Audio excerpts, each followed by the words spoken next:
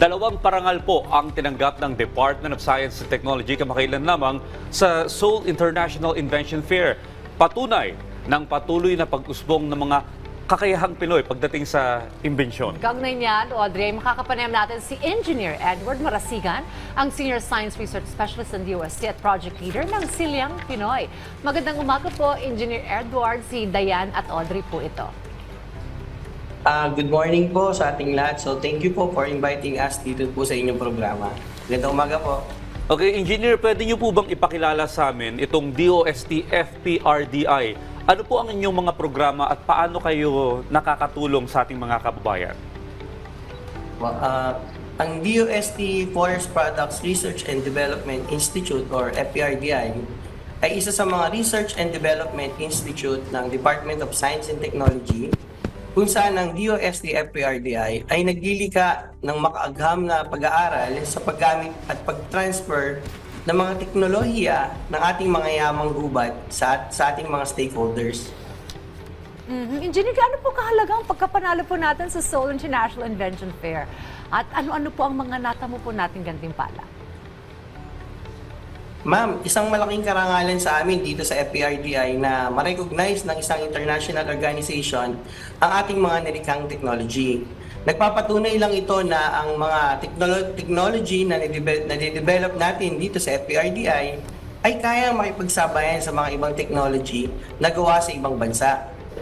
Tayo ay pinagkalooban ng Silver Award para sa ating technology na multifunctional school furniture or Silyang Pinoy, na ginawad ng Korean Invention Promotion Association kung saan sila din ang organizer ng Seoul International Invention Fair this year.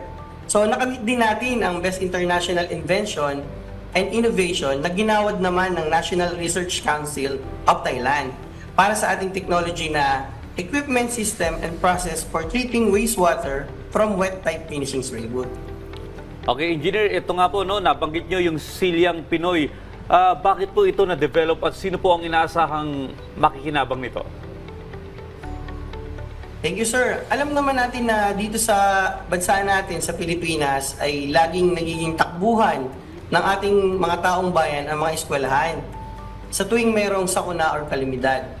Ito yung main reason natin kung bakit natin naisip na gawin ang Silyang Pinoy. Alright, Engineer, ano naman po itong wastewater treatment equipment?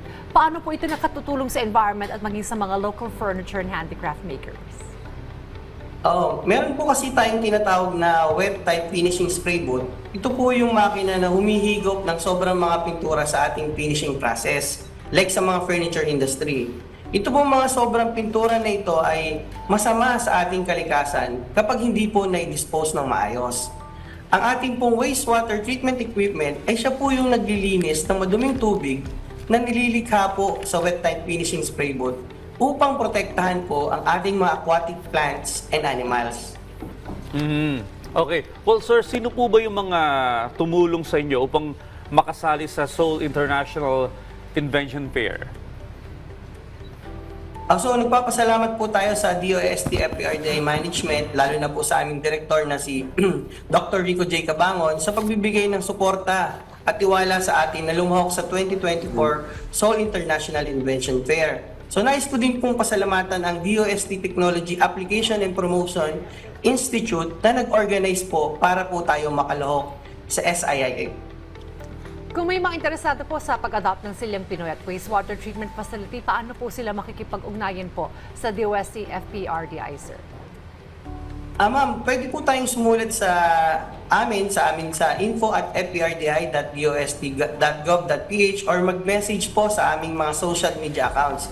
So punta lang po sila sa Google, type lang po nila FPRDI, malalaman na po nila doon kung paano po tayo kontakin.